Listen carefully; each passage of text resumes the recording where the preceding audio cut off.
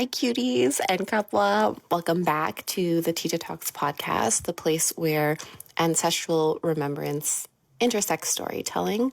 I'm your host, Daaca, and today, this episode is airing on October 30, 2024. I'm recording on the 27th. Just for, time stamp keeping sake, I'm just starting with the time because I have not recorded a new podcast for this since June 25th, I think. So it's been a little bit of time since I've had a new recording. The last couple episodes were pre-recorded things, and I kind of just not unintentionally, but without over explaining myself, I had put Tita down just for a minute to focus on some other projects. And I think that's okay. I think it's okay for us to take a break from our projects. But the point is, if you're listening to this, I'm grateful for you because you're still here and I'm still here. And that's really cool. So anyways, today's episode, I'm talking about the way that I have been met with resistance on the way to building my dream life, or even just living in my dream life, living in my journal entries, and how resistance is kind of just part of that experience. And I'm just trying to welcome it a little bit more. Welcome the resistance, welcome all of the parts of a messy and somewhat confusing human experience, because I think that's kind of the juicy parts of life, right? A lot of growth, a lot of learning comes from it. But when you're in it, it obviously sucks really bad. But I think it's just the thing that I want is more important than the pain that I'm trying to avoid. And I think I'm just trying to have a better relationship with resistance or pain or things that come up that feel a little bit sticky, a little scary, or things that I'm trying to avoid, and leaning into them a little bit more, both on what is this trying to teach me, but also just allowing myself to have a full human experience. And I think a lot of that is stems from a place of trying to be perfect all of the time, things that I'm really unlearning. And one of the things I was journaling about the other day was just how can I more intentionally have more grace for the messier parts of me that I'm really not trying to show anybody, or not trying to even show or acknowledge to my own self. And I think that's also part of why this podcast is existing for me at this time in my life. Is it's really easy for me to share all of the achievements and successes and things that I'm doing. And I think I'm still very much sharing a lot of that in a virtual social world. But I think this podcast also exists for me to be able to have a lane of expression for those beMessy parts of me. So thank you for being here to listen to it. These I'm feeling, obviously being on a podcast is very vulnerable. So I appreciate you being here to kind of experience and maybe resonate with that a little bit. So where this is all coming from, I've been feeling some resistance in just existing the way that I'm existing. And to provide some context, been living nomadically for the last 2 years. So no fixed address. When I'm in my hometown, my permanent address at that point would be at my sister's, which is really fun. It's really fun to stay with them when I'm back in town. But pretty much my partner and I are in a different place every month, every other month, sometimes a little bit longer than a month. Now we've been doing 3-month stays. So we are currently in New York, and I'm here for 2 months. And I would say historically, this is maybe the 4th time, maybe not counting correctly, 4th or 5th time that I've been in New York for a somewhat extended period of time, which is actually really, I feel very fortunate to be able to say that. It's not easy to be here. Shout out to my Airbnb sponsored yeah, it's really nice to have a partner who has like work and resources to be here and shares that with me. So I'm very fortunate. But because of that, I have historically felt that New York was not a place that I don't know, I guess like chose for myself, or that I was able to bring myself here like in this like very colonized and individualistic way of thinking. I guess I always felt a little bit guilty for not like feeling like I don't deserve to be here.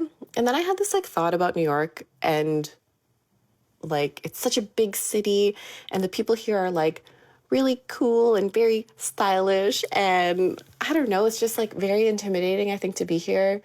And I always just had this thought that like maybe I'm not like good enough to be here. So knowing that we were coming back for 2 full months, I really made an effort to rewrite that entire narrative. Like I was very aware that that was the like narrative that I had in my mind about this city. And I was coming in going like, okay, I am actively like rewriting this story. So coming in, I was very intentional about like being open to the right connections finding me. And actually one of the visualizations that was doing up and like coming into the city and like when I got here was I was just like imagining myself and like all my projects and my work as like a store. And the store has, again, like all of my projects, all my things. I imagine like a cutie little cafe in there, a place for art, a place for workshops, a place to change your outfit 10 times, because that's, I guess, who I am on most days. But anyways, the point is, the visualization, the store is all of my things and all of my projects, and that I am actively like flipping the sign open. So what that means to me symbolically is like I'm inviting people into the store to witness my work, witness the things that I'm doing, and I'm inviting like aligned connections coming in. So with all of that, like that was definitely the energy that I had, like coming in very intentional again.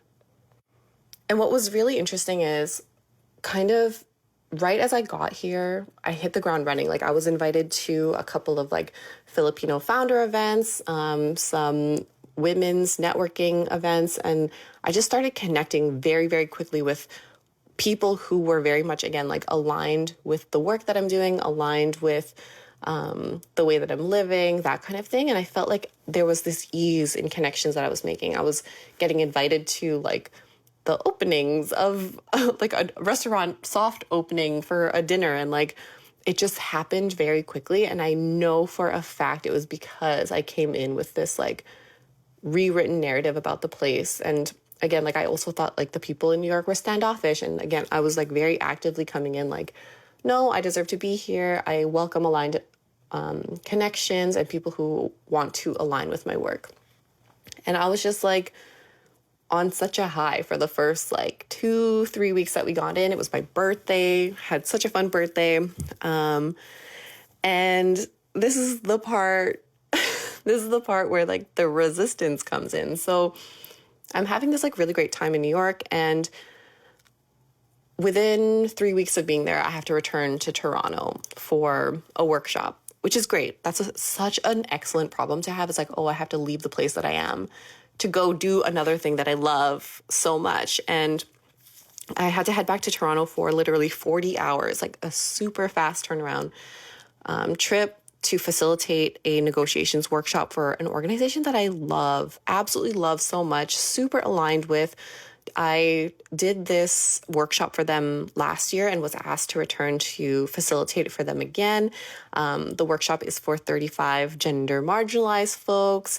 And honestly, like last year, the group was so good. This year, the group is so good. I, again, went to this 2-day like conference and workshop series, and I met so many amazing and, again, aligned people, aligned to my work. And, you know, I'm just coming out of these 3 weeks with all these brand new friends, all these brand new connections, and new reference points for like what's possible and the work that people are doing out there, and just feeling so inspired, so inspired.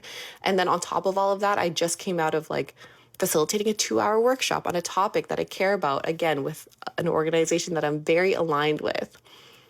And then when I leave Toronto, I ended up getting grilled by customs coming back into the States because it was odd to them that I was staying in the States for a long time, but then going back and forth into the States, like, it was odd to them that New York was the home base for me. Like, really, it should be the other way around, where, like, I'm in New York or in Toronto long term and then in and out of New York for an event or, like, a show or whatever, but it was the opposite.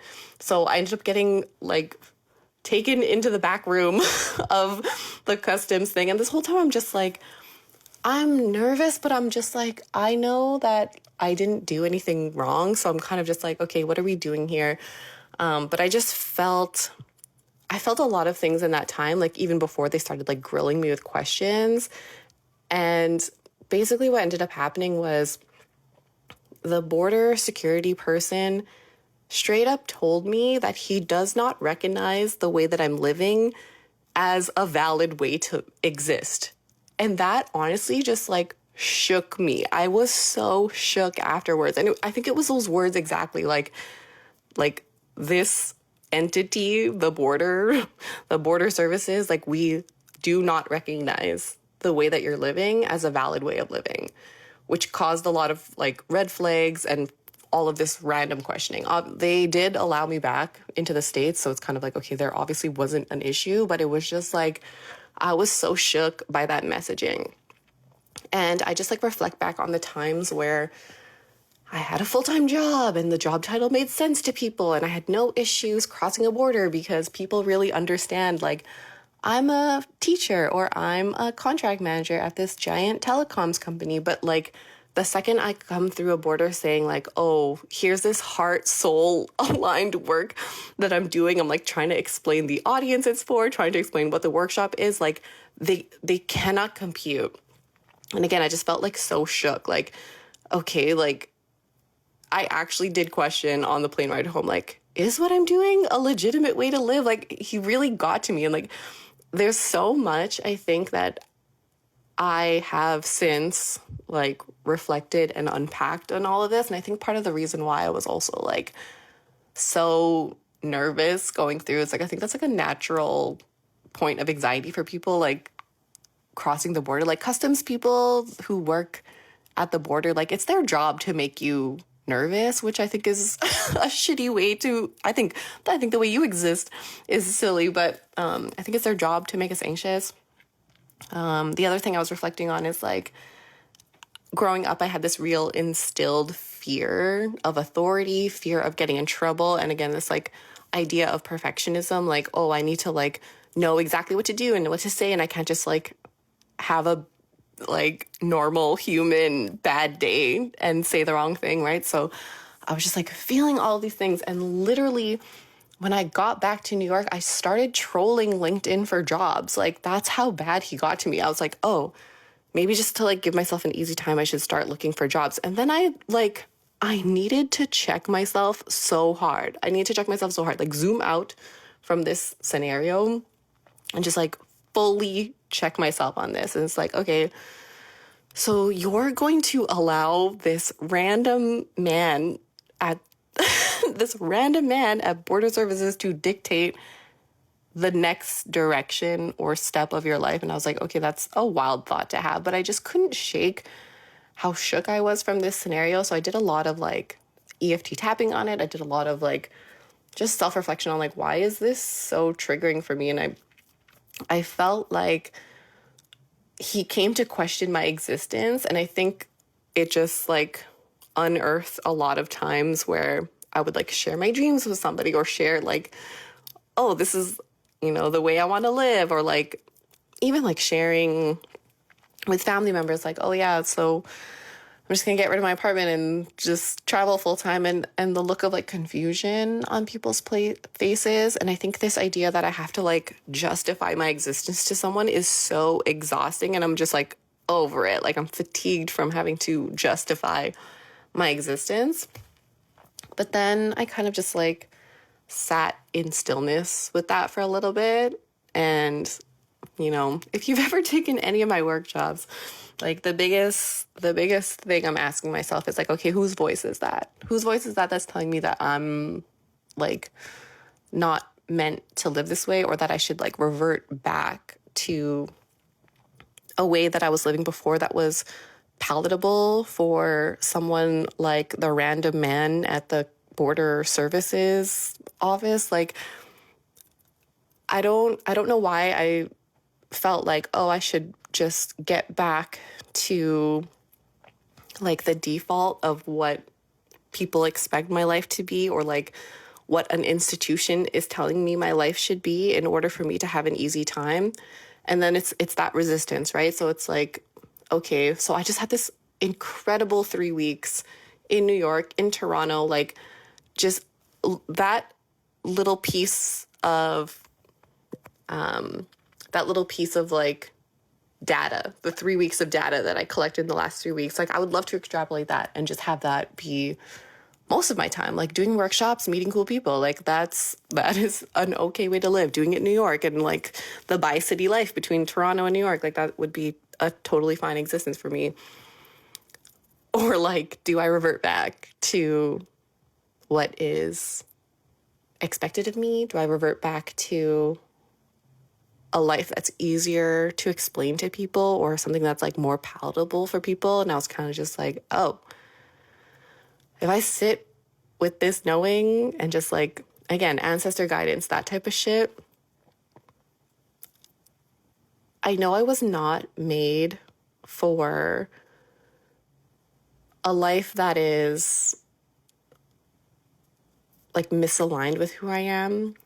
And I think, like, again, the message I was hearing at the time was, girl, you're just meant for a bigger life than this. Like, don't you see? Like, every time, I feel like my ancestors like slap me in the back of my head a lot of times. Like, girl, don't you see? Like, you were not meant to do the things that are expected of you if it doesn't feel good. Like, you were meant to have a bigger life than this.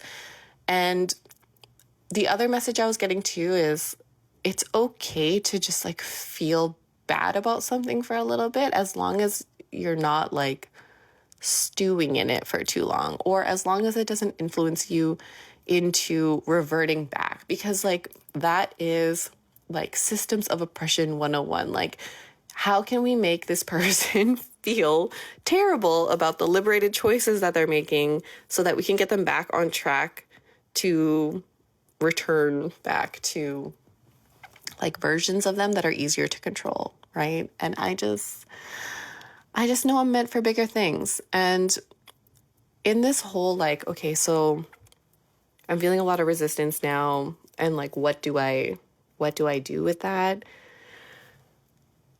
I think the first thing is like, I'm just trusting that I have the answers. Like, I just have the answers. And I think there's something to be said about like, okay, so you want this like bigger life for yourself. It still comes at a cost though. It's like, I could suffer through what I feel like is the pain of a corporate job, or living in my hometown for an extended period of time, or living somewhere that like doesn't align with who I am, or, you know, again, just like subscribing to what is expected of me. Or I could choose the pain of like growing and expanding and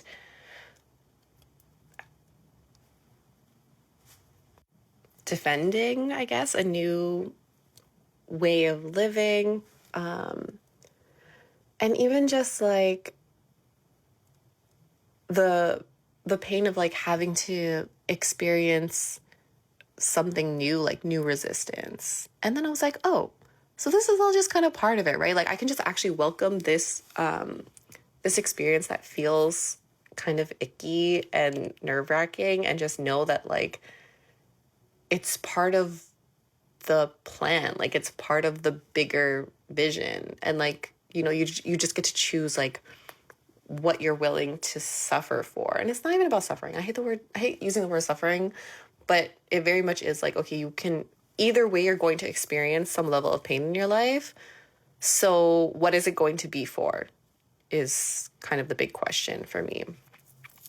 So now where this brings me is I feel like I'm really at this crossroads of, okay, so I have two choices. One, I can keep trolling LinkedIn for jobs and return to a corporate job or take some part-time online job that I don't really like that much, or I can double down on my passion projects, double down on things that I actually really love to do, double down on the community initiatives that I know will have such a positive impact on my community.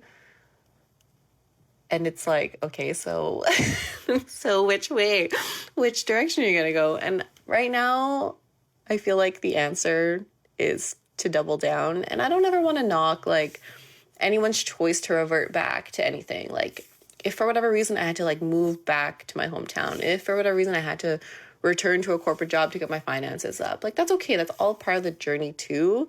But I also think you just know the answer. Like, I think you always know the answer, but you just kind of have to give yourself space and quiet time, stillness to arrive at that answer. Or you need to just be exceptionally delusional like me and just keep fucking going with it. Just keep going. But either way, I think like I'm always exactly where I'm supposed to be. I always know that I'm on this like ancestor guided path and that there's really nothing to worry about. It's all data. That's the thing I keep saying over and over is it's all data. Good, bad, ugly, whatever. It's all data. So even if things go terribly, it's all just information for what's next. And I think that's cool. Like, I think that's fine. I think it's like, I want my life to be informed by a lot of different life experiences.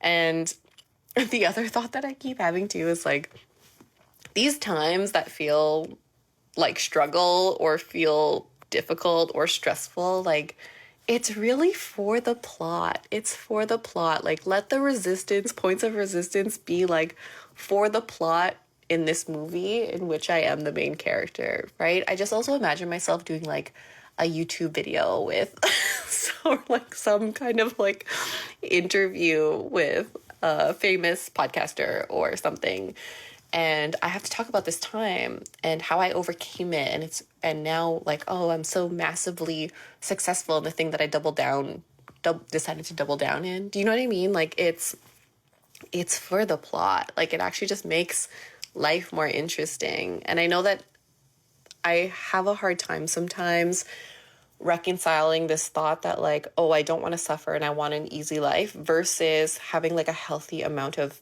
pain and discomfort in my life and moving through it to grow as a person. And I think that's more the relationship I'm having with like pain and discomfort, even just the labeling of it too. Like I don't want to call it suffering. Like I don't want to suffer, but that's the part that feels hard to reconcile. It's like, okay, I want ease. I want a joy-filled life, but that doesn't mean not putting myself in the spaces to be like vulnerable to discomfort or pain, because that's the part. Like these are the places where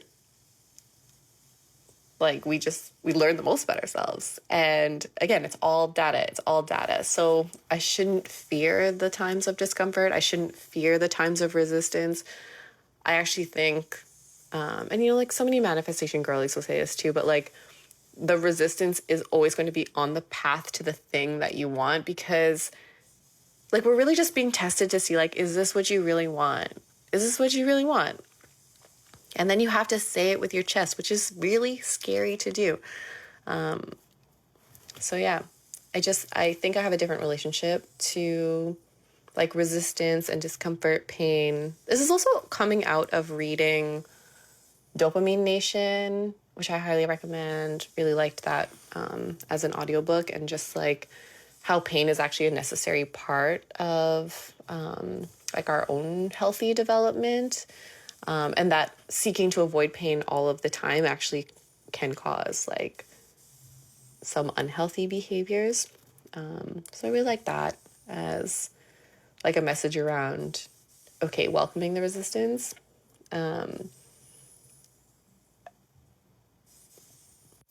So anyways, that's where I'm at today. feeling really good, and then really bad, and then really good again. And we just keep doing that over and over until we die, probably. But yeah, I really think it is the time to like double down on projects, double down on the work that I'm doing, the way that I want to live.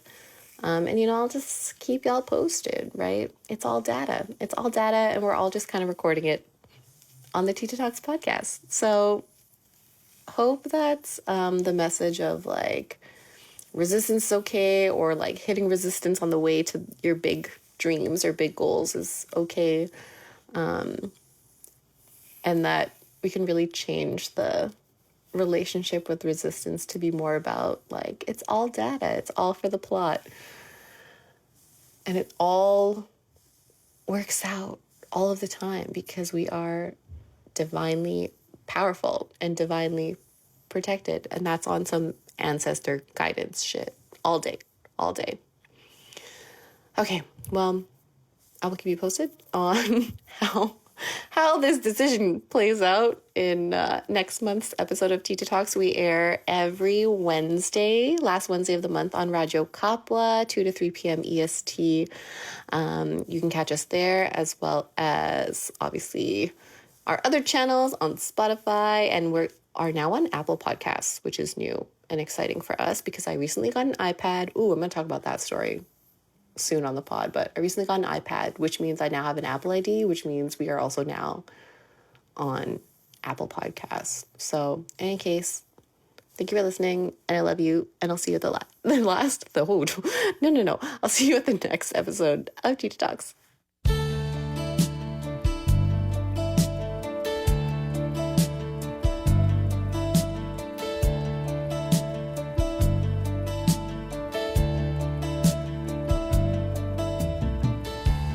Loved you only in my mind, but I know that there will come a time, feel this feeling I have inside.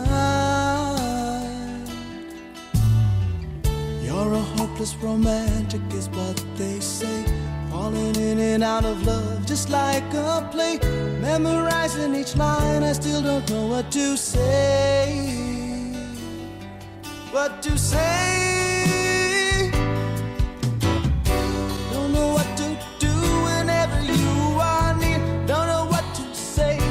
Is floating in tears. When you passed by, I could fly. Every minute, every second of the day, I dream of you in the most special way. You're beside me all the time. All the time. I have loved you and I always will.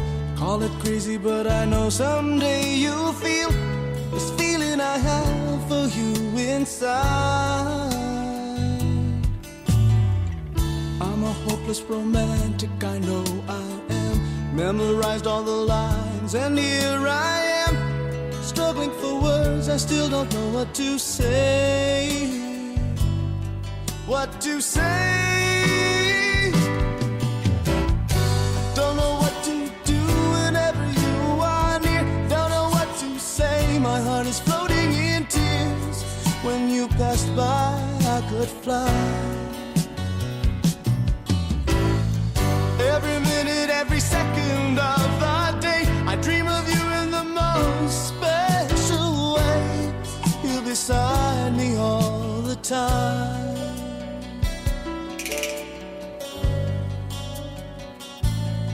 All the time.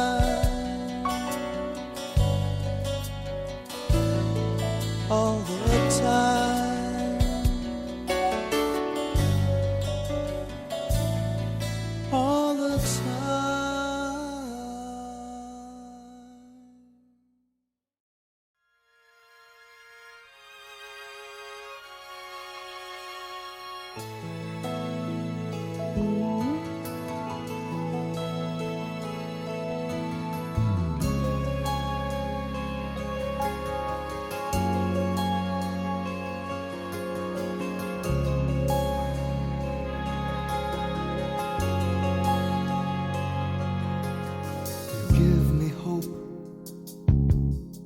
the strength, the will to keep on. No one else can make me feel this way,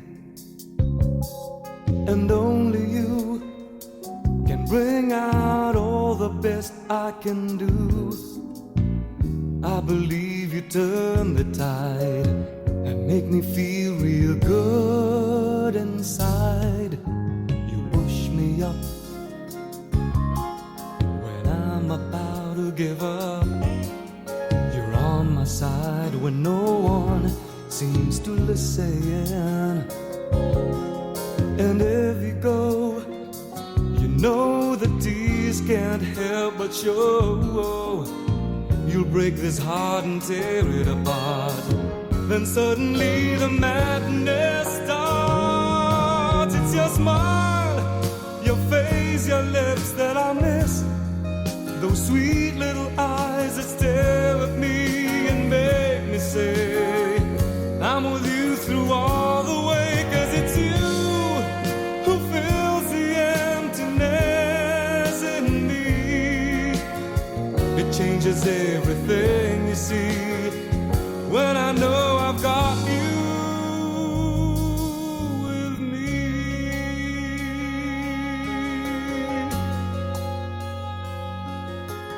You push me up when I'm about to give up. You're on my side when no one seems to listen. And if you go, you know the tears can't help but show. You break this heart and tear it apart. Then suddenly the madness starts. It's your smile, your face, your lips that I miss. Those sweet little eyes that stare at me and make me say I'm with you through all the way. 'Cause it's you who fills the emptiness in me. It changes everything, you see, when I know I've got you with me.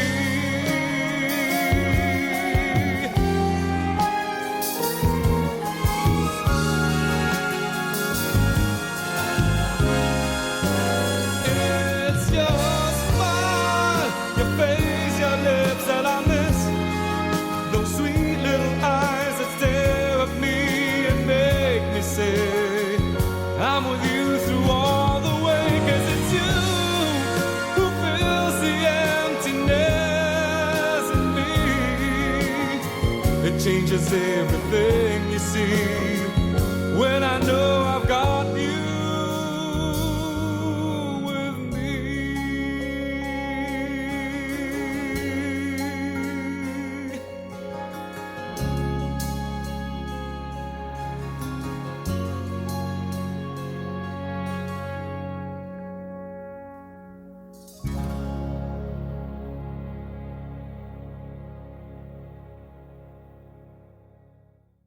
Marhay na adlaw, that's Bicolano for good day.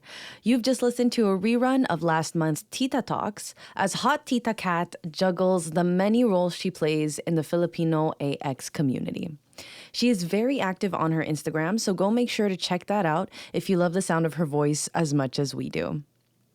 Thank you as always for tuning in to Radyo Kapwa on CKUT 90.3 FM, an inclusive Filipino AX community and cultural show that celebrates the diversity and difference of people with roots to the Philippines. I'm Laura, audio tech here at Radyo Kapwa, shaking in my warm Canadian winter boots because I am going to the Philippines in a week. There are a lot of emotions stirring because I haven't been since I was a child. I'm sure some of you can relate to these confusing, nervous, excited feelings. I'm all over the place. But I'm just yapping because that's not why I'm on air today. Once again, I'm here to deliver your weekly news from the Philippines. The first article is from Rappler, titled View from Manila. What can we learn from Trump's decisive win? Written by Bea Cupin. Manila, Philippines. There was neither excitement nor trepidation on Wednesday, November 6th, at the United States Embassy in Manila's Quadrennial Election Watch Party, as polls closed and the Electoral College count almost immediately skewed towards eventual winner Donald Trump. In a statement released hours after Trump claimed victory, President Ferdinand Marcos Jr. congratulated both the Republican candidate and the American people. I am hopeful that this unshakable alliance, tested in war and peace, will be a force of good that will blaze a path of prosperity and amity in the region and in both sides of the Pacific, said Marcos. As quickly as Democrats and pundits in the United States analyzed, nitpicked, and found a minority group or personality to blame for the devastating loss, so too did experts in and outside Manila debate whether Trump would be good or bad for the Philippines and the Indo-Pacific. But first, what happened? The shifting media and information ecosystem, data forensics company The Nerve, in a study released in June 2024, painted a bleak picture of the U.S. information ecosystem. Much like the Philippines, theirs is an ecosystem where hyper-personalization creates information bubbles with less fact-based journalism, more partisan propaganda, and disinformation. Social media and personalized content create echo chambers that heavily rely on hyper-partisan sources, blurring the line between fact and fiction, news and propaganda, the report noted. Among their findings is that Gen Z, or the youngest segment of voters in the U.S., are tech-savvy while also inclined to believe the political news and views they encounter on social media. Gabby Baisas, a researcher and writer for Nerve, said at a Rappler special panel on the U.S. presidential elections on Monday, November 11th, that savvy doesn't make you immune to propaganda. The paper's lead researcher, Don Kevin Hapal, earlier told me in an interview that being internet savvy didn't equate to media literacy. That's a tough pill to swallow and an urgent issue to address not only in the U.S., but in the Philippines too. Axios laid out how Trump campaign trumped the Harris campaign while both made the most of hyper-targeted communications. It was the Republican winners team that did it better. Harris did work to target specific audiences but relied more heavily on legacy media than the Trump campaign, Eleanor Hawkins and Sarah Fisher noted. Axios also drew comparisons to the two candidates' surrogates and endorsers. Harris had a stellar lineup including former presidents and the nation's most beloved rock and pop stars, but they're an A-list crowd that's always had the benefit of scale and reach, Axios pointed out. Yet it was Trump's lineup of unconventional yet very influential voices that he didn't have access to in 2016, who seemingly managed to enter spaces that aren't usually attuned to the electoral process. A failure to listen. Is it cynical to think that vibe is the most important factor in any political campaign? Maybe. But these days, the vibe in elections across the world is heavily influenced by years of disinformation. Change that's coming. Tons of parallels have been drawn between former Vice President Leni Robredo's failed 2022 presidential run and Harris's 2024 try for the White House. It makes sense. They're both women. They both swooped in on the 11th hour amid an internal crisis in the party or coalition they belonged to, and both came in with the odds stacked against them. But it would not help to forget the painful lessons and blind spots of the 2016 presidential elections. Nobody saw Rodrigo Duterte coming. He was not considered a serious contender for the presidency until he was. The Aquino administration then focused on then Vice President Jejomar Binay and newbie legislator Grace Poe as main contenders, even as administration bet Mar Roxas struggled in the polls. While that was happening, the rambunctious mayor from Davao started drawing large crowds that he regaled with cheeky and sometimes lewd remarks and promises to kill without mercy. Change is coming, he vowed, and Filipino voters believed him. This article was published on November 12, 2024 via Rappler. If you would like to access the entirety of this article, you'll find the links within this episode's descriptions, both on YouTube and on the CKUT website. You may also search for them directly on the Rappler official website, rappler.com. So that was all from me today. I hope you have a great rest of your Wednesday. This has been Laura once again delivering you Philippine news from abroad. Stay tuned for some more original Filipino music and Fenny Cristo with this week's Montreal community announcements. Mabuhay!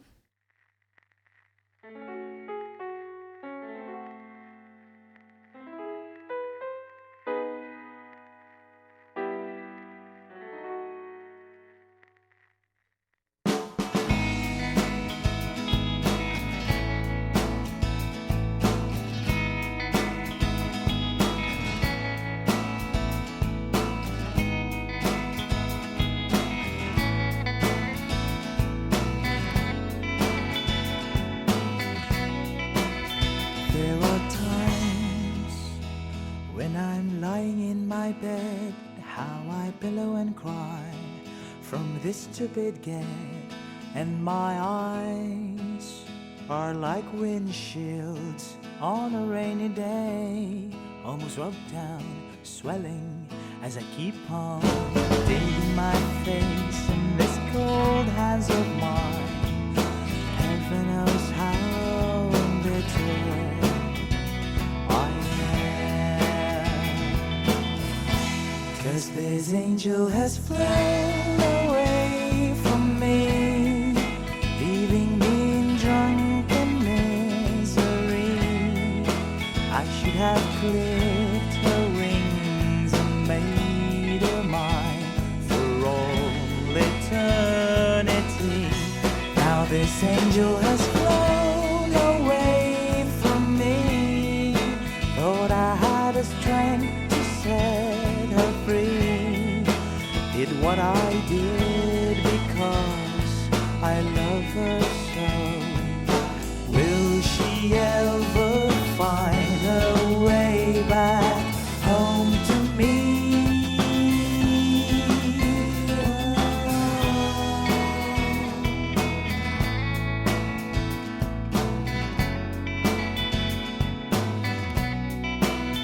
I'm so tired, I feel like catching 40 winks, being up all night in this elbow room that puts me in a trance, where hopes and dreams come true. Now my lips are burning and my eyes are hurting from this fumes I make. Still I light another cigarette just to pass my time. Oh, heaven knows how embittered I am, 'cause this angel has flown away from me, leaving me in drunken misery. I should have clipped her wings and made her mine for all eternity. Now this angel has flown away from me, thought I had the strength to set her free.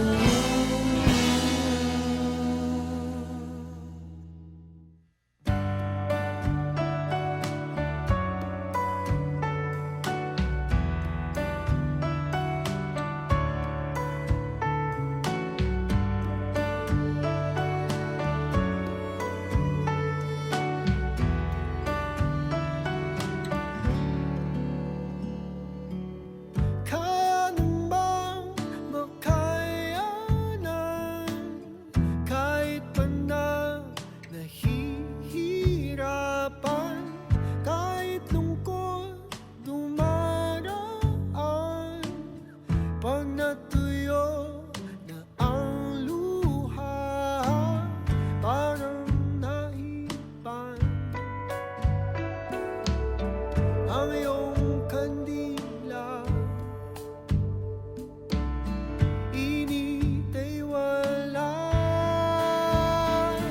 hindi ba pangako mo nung una? Tiwala'y iingatan, baka naman sa susunod na habang buhay ay dala.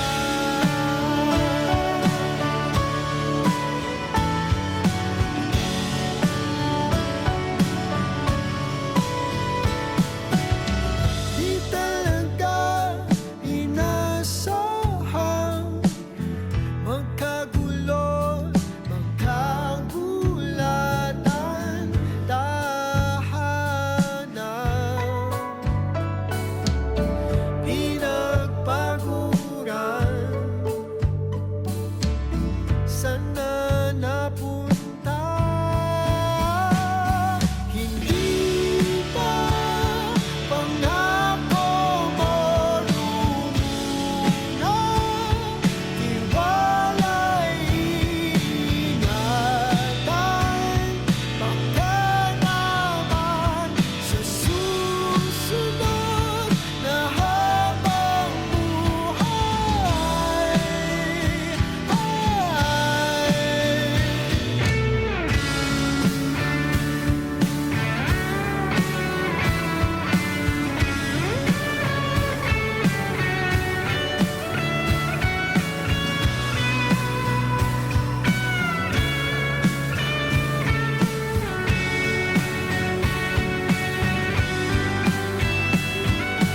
di ba pangako mo nung una? Tiwala'y iingatan, baka naman sa susunod na habang buhay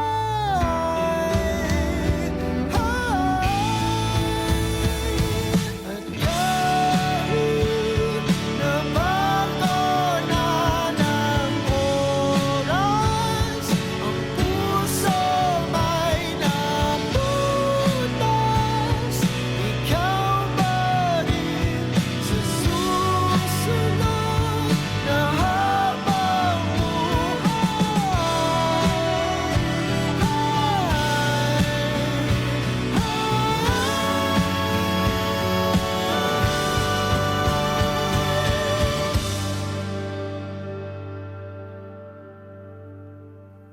ikaw pa rin ang pipiliin kung mahalin sa susunod na habang buhay.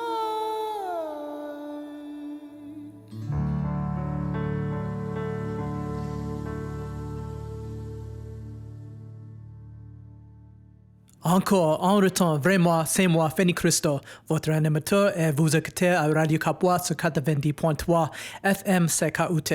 Aujourd'hui, nous sommes le 27 novembre et il reste 3 jours avant décembre, mon mois préféré, parce que c'est le mois de mon anniversaire. Sagittaire, ouais, comment allez-vous? Aussi, décembre est la saison d'hiver avec beaucoup d'événements et maintenant il est temps pour moi de vous dire toutes les annonces communautaires pour cette semaine. Donc, il faut trouver des papiers et quelque chose pour l'écriture où vous pouvez ouvrir votre application de calendrier. Et on y va. Premièrement, today, aujourd'hui, Wednesday, November 27, from 7 p.m. to 9 p.m. This is an online event via Zoom. You can join the Filipino-Canadian Civic Action Network, Panay Collections, Jovi Galit, and Livin-Hyphens Justine Abigail for hosting a Kwentuhan space, reflecting and building action post-2024 U.S. election. They are facilitating a debrief with fellow community members and your kapwa as they provide a space of listening to each other. Learn how we can move forward together to support our community and, most importantly, build community power led by Filipinx and supported allies ready to advocate for our community needs. Feel free to send them a DM via Instagram at PhilCan Civic Action to receive the invite. And then on Friday and Saturday, November 29 and November 30 at the corner of Côte-des-Neiges and Lacombe, the SDC Côte-des-Neiges is organizing La Fête des Neiges in partnership with arrondissement of CDN NDG and CISM 89.3 FM radio as the neighborhood shines for their holiday, or for the holiday. It will be a winter ambiance, leaving memorable moments to be shared with family and friends. To know more, you can visit their Instagram and Facebook page at sdc.côte-des-neiges. And then for Saturday, November 30, from 11 a.m. to 12 p.m. at Brick Par Brick, South Asian Youth Collective, in collaboration with the T.I.T.A Collective, are hosting free Bharatanatyam classes for adults. In this workshop, you will learn the basics, including dance steps, hand gestures, music, and rhythm. Head over to their Instagram pages at say_collective and T.I.T.A Collective for the registration link. And then on the Sunday, December 1, from 2 p.m. to 4 p.m. at Angle Laurent Cafe, which is at 533 St. Laurent Boulevard, you can join Collective 4891's last event of 2024 for an afternoon of collaging in a cozy cafe space. Take a break to unwind during this busy time of year by crafting, connecting with community, and enjoying delicious drinks and treats by friends at Angle Laurent. For more info, you can visit their Instagram at Collective4891. So that's it for this coming week, but then a little more forward in the future, we have some other upcoming events. Thursday, December 5, from 1:30 p.m. to 3:30 p.m., FAMD CDN is offering a place to dissect the recipe for a successful LinkedIn profile that is useful for your job search. Thanks to an interactive formula, you will have a sketch of your profile when you leave the workshop. To register your spot, visit their Instagram page at FAMD. And then for Thursday and Friday, December 5 and 6, at our friends Shift Concordia, the Black Healing Center with Shift is hosting Black Visionary Futures, weaving systems of care and solidarity. It is a series dedicated to creating transformative change through community-driven action and collaboration. Reserve your spot for this free event by visiting their Instagram page at Black Healing Center. Then finally, Friday, December 6th, from 6 p.m. to 10 p.m. at Brick Par Brick, with Jugar Pop-Ups present another food story with Jyoti to eat, embrace, and immerse in a moment around Desi food and craft. Be sure to register for this event by visiting their Instagram at Brick Par Brick. Et finalement, c'est tout pour cette semaine et au revoir novembre. Aussi, au revoir à vous. Je suis Fanny Christo et la prochaine fois que vous m'entendrez sera le mercredi prochain sur Radio Kapwa. Le même temps et la même station de 14 à 15 heures sur 90.3 FM CKUT.